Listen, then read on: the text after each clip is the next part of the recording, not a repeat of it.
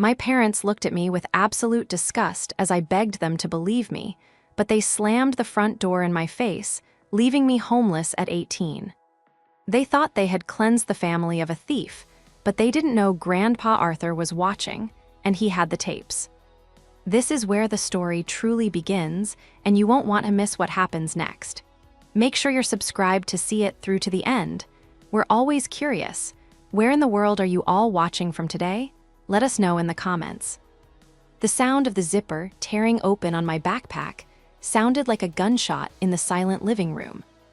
I stood frozen by the entryway, my car keys still clutched in my hand, my work apron draped over my other arm. I had just walked in from a 6-hour shift at the coffee shop, smelling like stale espresso and burnt milk, expecting nothing more than a reheated dinner and maybe an hour of studying before bed. Instead, I walked into an ambush. My father was standing over my school bag, which he had dumped onto the pristine white carpet. My textbooks, my crushed gym clothes, and my pencil case were scattered. But that wasn't what he was looking at. In the center of the pile, glowing under the recessed lighting, was a thick, rubber-banded stack of cash. "Dad," I asked, my voice trembling, what are you doing?" He didn't look at me. Not yet. He just stared at the money. My mother was sitting on the sofa, her face buried in her hands, her shoulders shaking with silent sobs. And there, sitting in the armchair with his knees pulled up to his chest, looking like a terrified child, was my 16-year-old brother, Caleb. "I didn't want to believe it," my father said, his voice terrifyingly quiet. He finally looked up, and the look in his eyes wasn't anger. It was something far worse. It was loathing. "Caleb told us he saw you fumbling with the safe code earlier. He said he saw you putting something in your bag. I told him he was crazy. I told him my daughter, my Jane, would never steal from this family." I did. I dropped my keys. They hit the floor with a jingle that made my mother flinch. "Dad, I haven't been home all day. I went straight to school, then straight to work. Check my time card. Check the GPS on my phone." "Stop it," he roared, stepping over the pile of books to get in my face. "Just stop lying. The money is right there, Jane, right there in your bag. $5,000. That was the emergency fund. That was for the house repairs." I looked at the money, my brain spinning, trying to find purchase on reality. I have never seen that money in my life. Someone put it there. My gaze snapped to Caleb. He was watching me through the gaps in his fingers. He wasn't crying. I knew my brother better than anyone. I knew his tells. His leg was bouncing, a nervous tick he only had when he was trying to suppress a grin. "Caleb," I said, my voice hardening, tell them you put it there." "Why would I steal our parents' money?" Caleb whined, his voice pitching up into that innocent, helpless tone he had perfected over the years. "I don't need money, Jane. You're the one who's always complaining about saving for college. You're the one who said you'd do anything to get out of this house." "I said I wanted to move into a dorm," I screamed. "I didn't say I was going to rob my own parents." "Enough," my mother stood up, her face red and blotchy. She walked over to me, and for a second, I thought she was going to hug me or ask for my side of the story. Instead, she pointed a shaking finger at the door. "We gave you everything," she whispered, the venom in her voice making me recoil. "We trusted you, and you steal from us, you betray us like this." "Mom, please, just look at the facts." "The facts are on the floor," my father shouted. He grabbed my arm, his grip bruising. "Get out." "What?" "You heard me. Get out. I will not have a thief under my roof. I will not sleep knowing you are in the next room, waiting to take whatever else isn't nailed down." "Dad, it's 10 o'clock at night. Where am I supposed to go?" Tears finally spilled over, hot and stinging on my cheeks. "Please, just listen to me." He didn't listen. He dragged me toward the door, shoving my backpack into my chest, minus the cash, which he had snatched up. He opened the heavy oak door and pushed me out onto the porch. The night air was biting cold, a stark contrast to the heated argument inside. "Don't come back until you're ready to confess and pay us back for the emotional damage you've caused this family," he spat. "Dad, please." The door slammed shut. The deadbolt clicked. I stood there, shivering in my thin work shirt, staring at the wood grain of the door that had protected me my entire life. I could hear Caleb inside. He was saying something soft, comforting, probably reassuring them that they did the right thing. The betrayal was worse than the cold. It felt like my heart had been fizzy. Collie ripped out of my chest and locked inside that house with the people who were supposed to love me. The walk to the bus station took 40 minutes. I didn't have a car. The car keys I had dropped were for the family sedan I was allowed to use for work, but my father had snatched those off the floor before kicking me out. So I walked. We lived in a suburb that was designed for cars, not pedestrians. There were no sidewalks for the first 2 miles, so I trudged through the wet grass on the shoulder of the road, hugging my jacket tight around me. Every time a pair of headlights swept over me, I flinched, half hoping it was my parents coming to their senses, and half terrified it was a stranger with bad intentions. It wasn't my parents, it never was. By the time I reached the downtown bus terminal, my canvas sneakers were soaked through, and my toes were numb. The station was a grim, fluorescent-lit purgatory of gray tiles and plastic bucket seats. It smelled of industrial cleaner and damp wool. I found a seat in the corner, away from the few other stragglers who looked as desperate as I felt. I pulled my knees up to my chest, trying to preserve body heat, and checked my phone. 14% battery. I had 3 missed calls from my best friend, Sarah, but I couldn't bring myself to answer them. I was too ashamed. How do you explain that your parents threw you out like garbage because your little brother framed you? It sounded insane. It sounded like a lie. I scrolled through my contacts until my thumb hovered over Pops. My grandfather, Arthur. He lived 3 towns over. He was a hard man, a retired structural engineer who didn't believe in sugarcoating things. He and my father had a strained relationship because Pops thought my dad was soft and Dad thought Pops was a relic. I pressed call. It rang once, twice, 3 times. Jane, his voice was gravelly, thick with sleep. It's nearly midnight. Is everything all right? I tried to speak, but the dam broke. I let out a choked sob that echoed in the empty station. Jane, talk to me. Where are you? I'm at the downtown station, I managed to stutter. Dad kicked me out. They think I stole money. Pops, I didn't do it. I swear on my life I didn't do it. There was a silence on the other end. A long, heavy pause that made my stomach twist. Did he believe them too? Was I completely alone? Stay put, he said finally. His tone had shifted. The sleep was gone, replaced by the sharp, metallic edge of command. I'm getting in the truck. I'll be there in 30 minutes. Do not move. Do not talk to anyone. Okay, I whispered. And Jane? Yeah. Did Caleb have anything to do with this? I hesitated. He said he saw me. He told them. I see, Pop said. I could hear the rustle of him grabbing his coat. Your father is a fool and your brother is a liar, but they've both forgotten something very important. What? I sniffled, wiping my nose on my sleeve. They forgot that I helped install the security system in that house 10 years ago, Pop said, his voice dropping to a low rumble. And they forgot that I never trust a system I can't check myself. He hung up.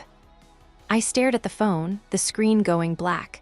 I didn't know what he meant, not fully. I knew we had an alarm system, but as far as I knew, we didn't have cameras inside the house, just the doorbell and the garage.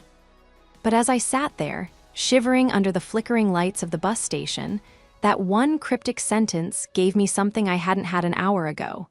Hope.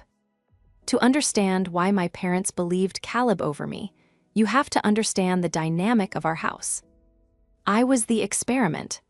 As the firstborn, my parents were strict with me. Every grade was scrutinized, every curfew was enforced to the minute. I had to work for everything I had. I started babysitting at 12, tutoring at 14, and working at the coffee shop the day I turned 16. My parents called it building character. Caleb, on the other hand, was the masterpiece. By the time he was born, my parents were wealthier, more tired, and significantly more lenient. If I got a B in math, I was grounded. If Caleb failed a test, the teacher was incompetent and they hired a private tutor. If I wanted a car, I had to save up. When Caleb turned 16 last month, they bought him a brand new gaming setup worth $3,000 just because he asked nicely. For years, I had covered for him. I was the one who helped him with his homework so he wouldn't fail. I was the one who cleaned up his messes in the kitchen before Mom got home so she wouldn't yell. I loved him. He was my little brother. I thought that deep down, despite the spoiling, he was a good kid. I was wrong. Pops picked me up in his battered pickup truck just as the station security guard was starting to eye me suspiciously. I climbed into the passenger seat, the heat blasting from the vents, and finally felt my muscles unlock. Hey. Ops didn't hug me. He wasn't a hugger. He just handed me a thermos of hot tea and put the truck in gear. Talk, he said, from the beginning. I told him everything. The ambush, the money in the bag, the look on Caleb's face. He's been acting weird for weeks, I admitted, sipping the tea. He's been hanging out with these new kids, seniors, guys who drive flashy cars and skip class. I asked him about it, and he told me to mind my own business. I think he owed them money. Pops grunted, his eyes fixed on the road. $5,000 is a lot of money for a 16-year-old to owe. I know, that's why I think he panicked. He took it from the safe, he knows the code because he watches Dad open it, and when he realized he couldn't hide the missing cash, he framed me. It fits, Pop said. He tapped the steering wheel. Your father, though, to throw you out without a second thought, that's the part that burns me. They've always preferred him, I said quietly. I just didn't realize how much until tonight. We pulled into Pop's driveway a little after 1:00 a.m. His house was a small, tidy cabin filled with books and drafting tables. It was quiet, peaceful. You can stay in the guest room as long as you need, Pop said, unlocking the door. But tomorrow, we start work. Work on what? I asked, convincing them. No, Pop said, turning to face me. The porch light cast deep shadows over his wrinkled face, making him look like an old war general. Convincing them is useless. They've made their choice. We are going to show them. He walked over to his desk and booted up his computer. It was a high-end machine, surprisingly modern for a man of his age. Caleb thinks he's clever, Pops muttered, typing in a password. He thinks because he's young and knows how to use TikTok, he's the smartest person in the room. But he's sloppy. He focuses on the flashy stuff and ignores the infrastructure. Pops, what are you talking about? He spun the monitor around. On the screen was a grid of 4 camera feeds. Your father installed the Ring system last year. Caleb knows about those. He avoids them. He sneaks out the back window. Pops pointed a calloused finger at the screen. But 10 years ago, when your father built that home office, he was paranoid about contractors stealing his supplies. He asked me to install a hardwired nanny cam in the bookshelf. A pinhole lens, impossible to see unless you know where to look. My heart hammered against my ribs. Is it still on? Your father forgot the password 5 years ago and stopped checking it. He thinks it's dead, but I set up the server. I pay the hosting fee every year just in case. Pops clicked a file, dated for that afternoon. I haven't watched it yet, he said, his voice grim. I wanted to wait until you were here. Are you ready to see exactly what your brother has been up to? I nodded, my throat tight. Pops hit play. The video on the screen was grainy, rendered in the high-contrast black and white of night vision, but the image was unmistakable. I watched, holding my breath, as the timestamp in the corner rolled back to 4:15 p.m. that afternoon. The frame showed my father's home office. The mahogany desk, the wall of leather-bound books, and the painting of a ship at sea that concealed the wall safe. The door opened. There he is, Pops whispered, his voice vibrating with a suppressed anger that made the air in the small cabin feel heavy. Caleb walked in. He didn't look nervous. He didn't look like a desperate kid in trouble. He looked bored. He was wearing his varsity jacket and chewing gum. He walked straight to the painting, swung it open, and punched in the keypad code without a second of hesitation. "He knows the code," I said, my voice barely a whisper. "Dad swore only he and Mom knew it." "Your father uses his birthday for everything," Pops grunted. "A thief wouldn't know that, a son would." On screen, the safe door clicked open. Caleb reached in and pulled out the envelope. He didn't just take it, he opened it right there on the desk. He fanned out the bills, crisp $100 notes meant for the roof repair, and did a little celebratory shimmy. He actually danced. Then came the part that shattered whatever remaining sisterly affection I had left. Caleb walked over to the chair where I usually dumped my backpack when I came in to say hello to Dad. My bag wasn't there in the video, I hadn't come home yet, but Caleb clearly had a plan. He took the stack of cash, separated about $500 from it, and shoved that into his pocket. The rest, the bulk of the $5,000, he rubber banded back together. He looked directly at the camera, or rather through it, unaware of its existence, and smirked. He mimed an explosion with his hands, mouthing the word boom. "He set me up," I said, the tears drying up, replaced by a cold, hard knot in my stomach. "He didn't just need the money, he needed a SC. Apigoat because he took some for himself and couldn't explain the missing amount." "Watch," Pop said. The video cut to 4:30 p.m. I walked into the room in the video, the past version of me, oblivious and tired. I dropped my bag. I talked to someone in the hallway, probably Mom. I left the room. Immediately, Caleb darted out from behind the curtains where he had been hiding. He shoved the thick stack of bills deep into the bottom of my bag, under my gym clothes. He zipped it up, patted it pathetically, and slipped out of the room. Pops hit the spacebar, freezing the image of my brother, S fleeing back. "I'm going to kill him," I said, reaching for my phone. "I'm sending this to Dad right now. I'm going to scream at them until they beg for my forgiveness." Pop's hand shot out and clamped over my wrist.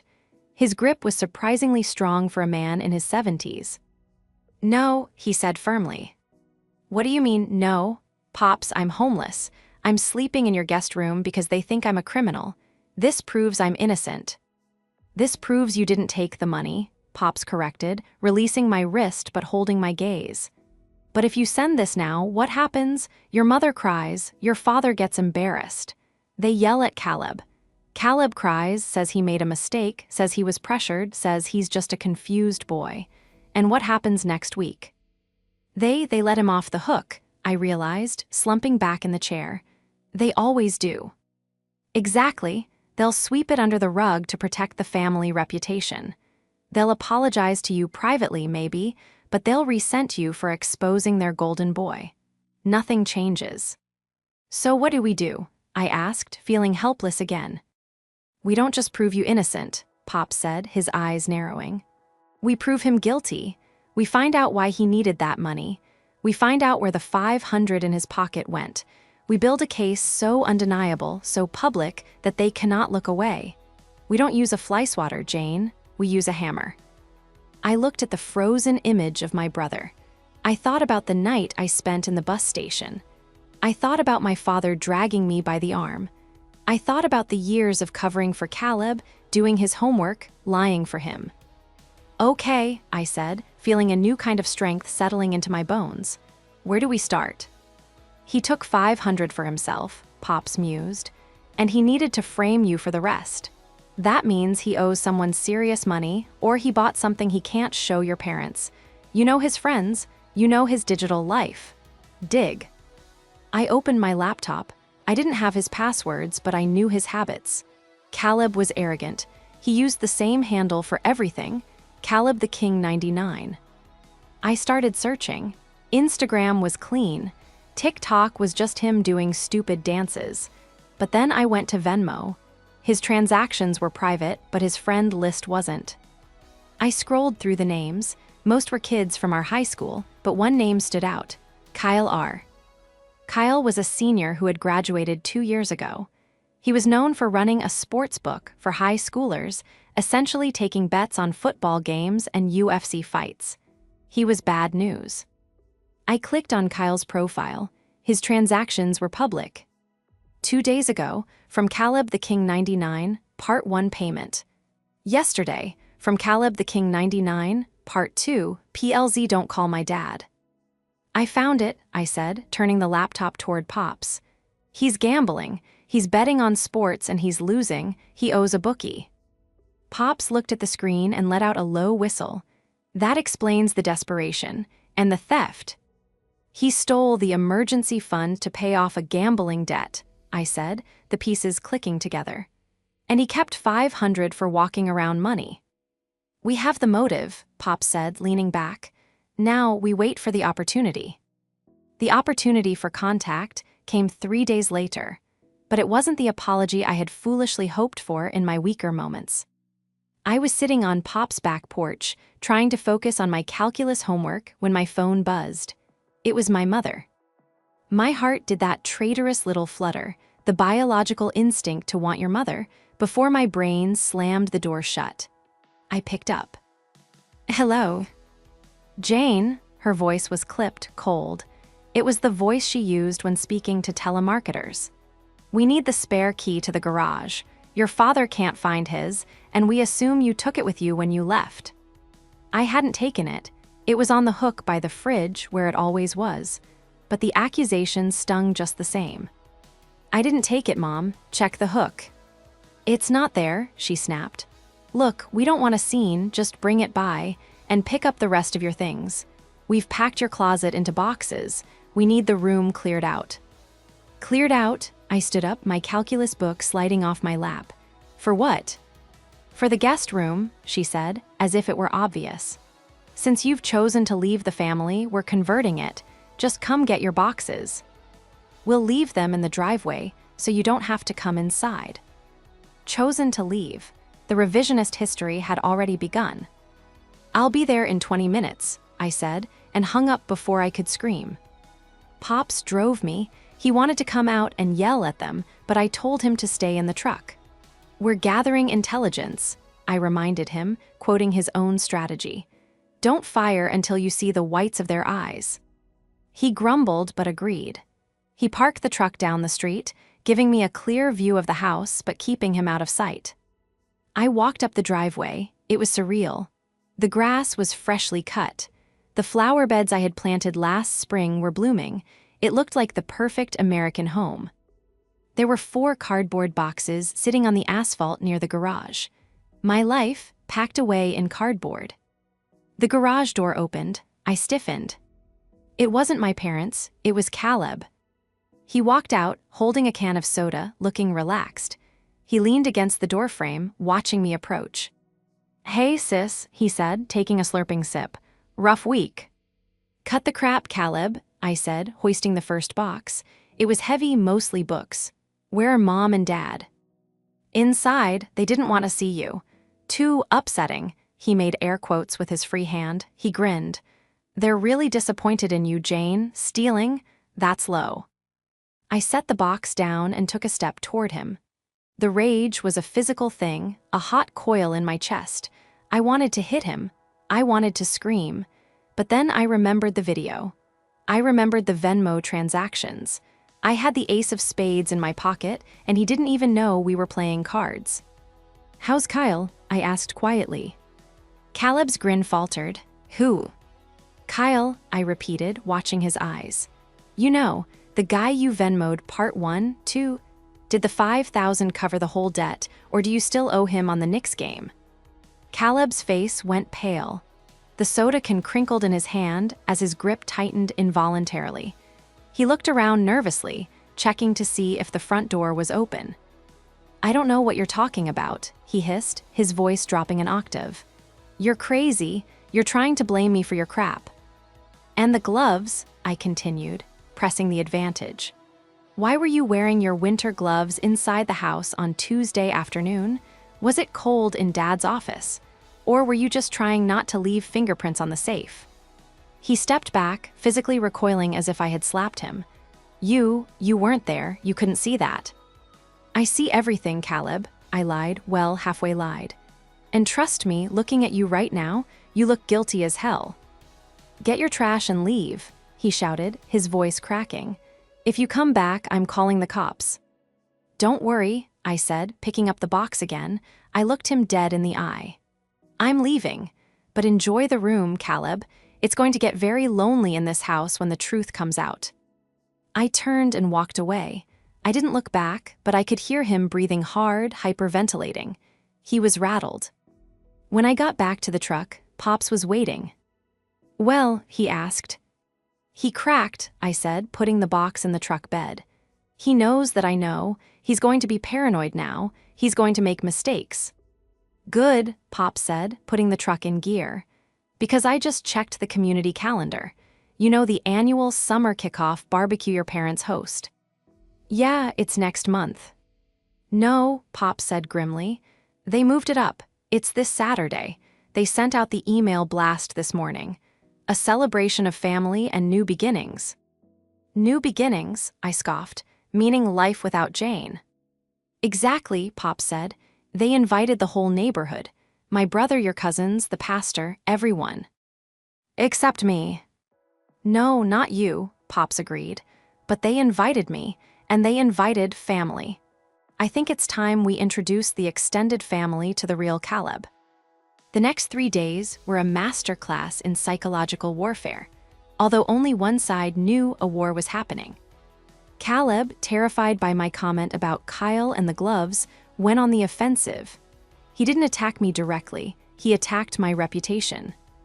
My phone started blowing up with texts from mutual friends, and even a few relatives. "Jane, I heard about the drugs. I hope you get help. Your mom told my mom you stole to support a habit. Is that true? Caleb said you threatened him. Stay away from the house, crazy." He was spinning a narrative. He was telling everyone that I wasn't just a thief, but a drug addict. It was a smart move for a desperate liar.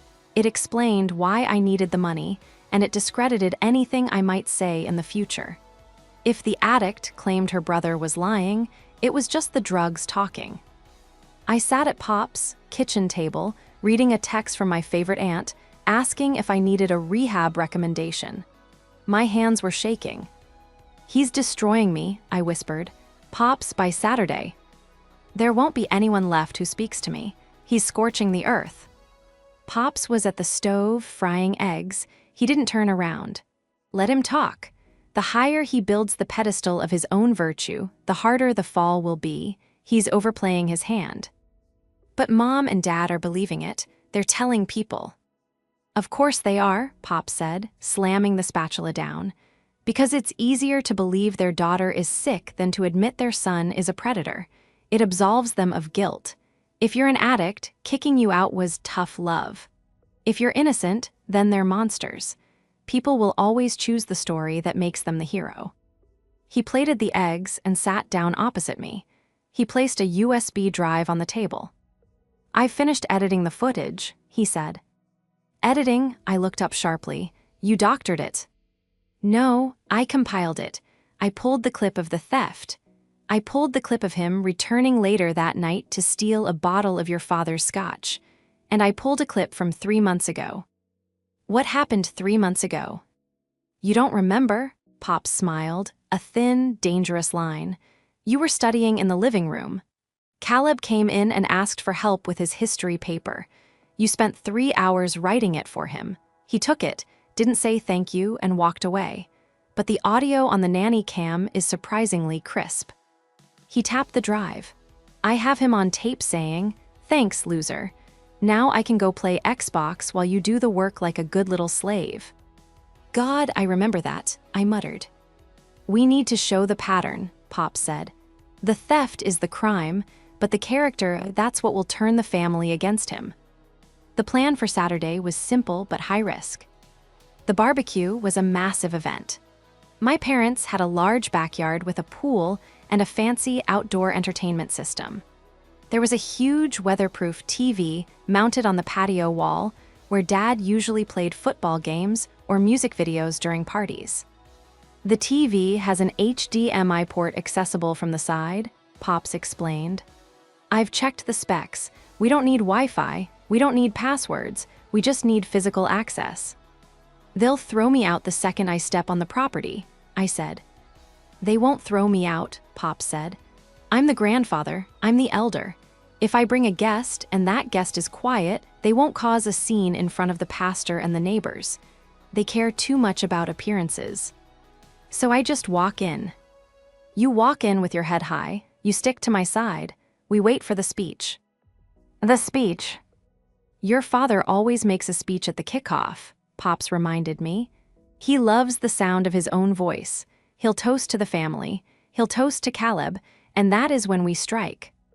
Friday night, I couldn't sleep. I lay in the guest bed, staring at the ceiling fan. I felt sick. I felt terrified, but mostly I felt a deep, profound sadness. I realized that after tomorrow, I wouldn't have parents anymore.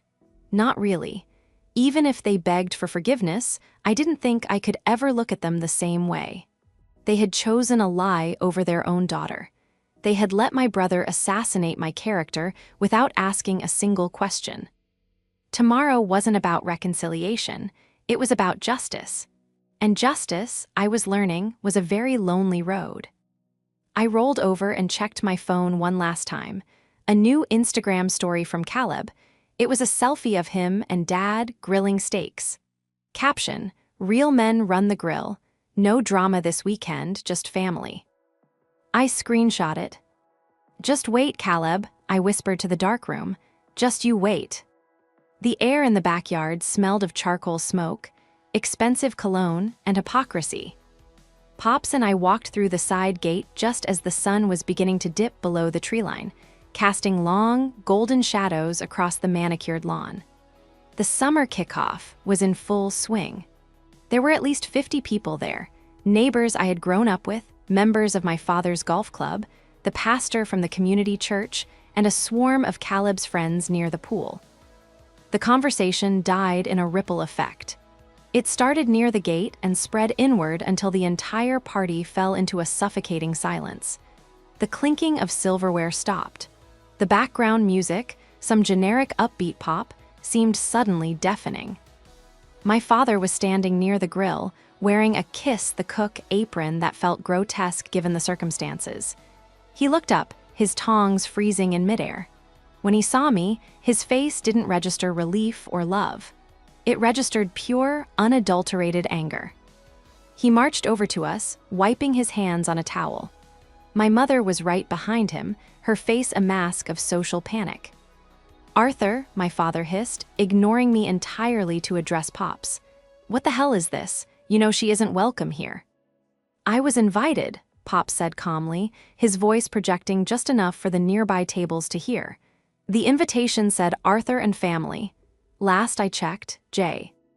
Ain is my granddaughter. That makes her family. "She is a thief and a drug addict," my mother whispered furiously, her eyes darting to the neighbors who were openly staring. "We are not doing this today, not in front of everyone. Jane, go wait in the car." "I'm not going anywhere," I said. My voice shook slightly, but I locked my knees to stop them from trembling. "I live in a guest room 3 towns over because you threw me out. I think I deserve a hot dog, don't you?" "You have 5 minutes," my father spat. "Grab a plate, eat it in the corner, and then get out before I call the police for trespassing." He turned on his heel and walked back to the patio, clapping his hands loudly. "All right, everyone. Sorry for the interruption, just a little family miscommunication. Let's get back to the party." The tension remained thick, but people slowly went back to their conversations. I felt 100 eyes on me. I saw Mrs. Gable, my old piano teacher, shake her head in disappointment as I walked by. I saw my cousin Mike turn his back to me. Caleb had done his work well. To them, I was a pariah. Pops nudged me. "Head to the drink station. Keep them occupied. I'm going to the patio." I nodded and walked toward the coolers. Caleb was there. He was holding court with 3 of his friends, laughing loudly. When he saw me approach, he didn't shrink away.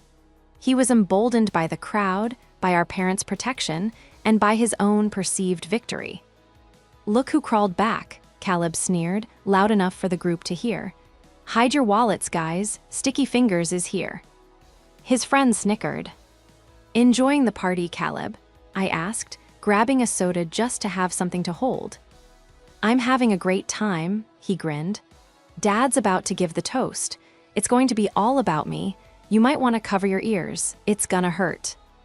I'll be listening very closely, I said. A microphone screeched feedback. We all turned to the patio. My father was standing on the raised deck, holding a mic in one hand and a champagne flute in the other. He looked the picture of the benevolent patriarch. If I could have everyone's attention, Dad boomed, his charisma turned up to 11. Thank you all for coming. We've had a challenging week. He cast a meaningful, sad glance in my direction. But times of trial reveal character, and I want to take a moment to honor my son, Caleb. Caleb puffed up his chest, looking around the yard with a smug satisfaction that made my stomach turn. Caleb has stepped up, Dad continued. He's been a rock for his mother and me. He's shown maturity beyond his years. To Caleb. To Caleb, the crowd echoed. My father handed the mic to Caleb. My brother stepped up, basking in the applause. Thanks, Dad, Caleb said, his voice slick. It's been tough, you know. It's hard when people you trust let you down, but we move on. We keep the circle tight. He looked directly at me across the yard, his eyes glinting with malice. And hey, at least I'm not sleeping at a bus station, right? The crowd laughed. It was a cruel, nervous laughter, but they laughed. That was the moment. Behind Caleb, the massive 70-inch outdoor screen flickered. It had been playing a slideshow of family photos, mostly of Caleb. Suddenly, the screen went black. A harsh static noise cut through the speakers, silencing the laughter. Pop stepped out from behind the large potted fern where the HDMI inputs were located. He held his tablet like a weapon. What is that? My mother asked, squinting at the screen. I think, Pop said, his voice booming without a microphone, we should watch a different kind of home movie. He tapped the screen. The video feed from the hidden nanny cam appeared. It was massive, crisp, and undeniable. The entire backyard watched in stunned silence as the time-stamped video showed Caleb walking into the office. They watched him crack the safe. They heard the beep beep beep of the keypad amplify through the outdoor speakers. What is this? Caleb shouted, turning around to look at the screen. Turn it off, it's fake, it's AI. But nobody moved. On the screen, Caleb pulled out the money. He fanned it. He did his little celebratory dance. Boom, the recorded Caleb whispered, the sound echoing across the silent lawn. Then came the second clip. The framing. The crowd watched as my brother, the rock of the family, took the stack of cash and shoved it violently into my backpack. They saw him look at the camera and smirk. And then, just for good measure, Pops played the audio clip. Thanks, loser. Now I can go play Xbox while you do the work like a good little slave. The video froze on Caleb's smirking face. The silence in the backyard was absolute. It was heavy, suffocating, and total. My father dropped his champagne flute. It shattered on the patio stones, the sound like a gunshot. He turned slowly to look at Caleb. His face had drained of all color. He looked like he was having a stroke. Caleb, my mother whispered. She was trembling so hard she had to grip the railing. Caleb, what is that? It's fake, Caleb screamed, his voice cracking into a high-pitched squeal of panic. Grandpa made it up. He hates me. He's trying to ruin me. That camera, Pop said, his voice cutting through Caleb's hysteria, has been recording to a cloud server for 10 years, David. You installed it, remember.